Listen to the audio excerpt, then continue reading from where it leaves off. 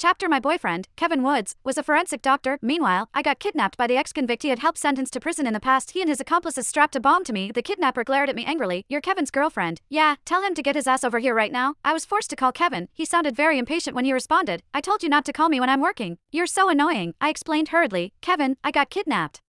They're trying to get revenge on you. You mustn't come to my rescue." Before I could finish my sentence, the kidnapper snatched the phone away. Kevin's voice drifted clearly from the loudspeaker. "Michelle, are you nuts? I told you I'm at work. How dare you joke around with stuff like that? Do you even know that Bai's cat has been stuck in the tree for 3 days now? If I don't save it, it'll die. And to think that you came up with this reason just so you could get me to go home. You might as well just tell me that you're about to die." I looked at the bomb strapped to my body. The 10-minute countdown was already shown on the timer. That's enough. I don't want to listen to your lies. To Vi, her cat is as important as her life. If something happens to the cat, leading to something happening to Vi, you'll be a murderer. I won't let you off the hook." At that moment, a sweet and soft feminine voice drifted from the loudspeaker. "You're amazing, Kev. To think you actually saved my darling kitty." After that, the call ended. The kidnapper cursed out loud. "Ugh, how unlucky. Kevin doesn't love this woman at all. We got the wrong woman." Once the kidnapper and his accomplices left, I stared down at the bomb strapped to my form. Tears began rolling down my cheeks at that time. Even the kidnapper could tell that Kevin didn't love me at all. To think that I'd only wake up and realize the truth on the last day of my life. The Vi woman Kevin had spoken of happened to be his childhood friend,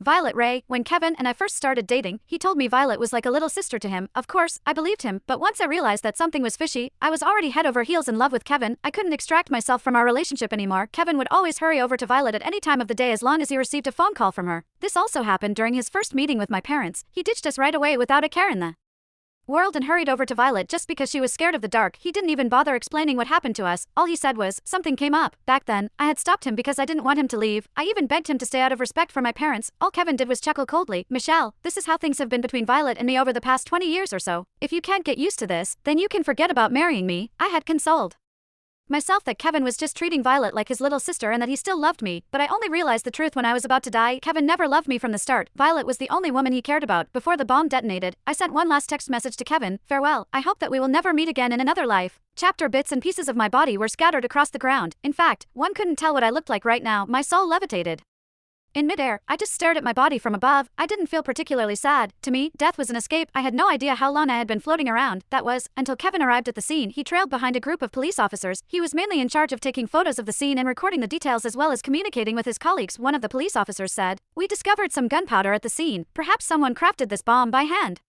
The thing is, the victim's identity remains unknown for now." Kevin frowned as he looked at my body. I could feel nervousness starting to sink in. For some reason, I had this strange desire welling up in me. Would Kevin feel remorseful if he were to find out that I was the victim? I stared at Kevin unblinkingly, hoping to pick up on a glint of recognition in those eyes of his, but Kevin just stood up while maintaining a mask of impassiveness.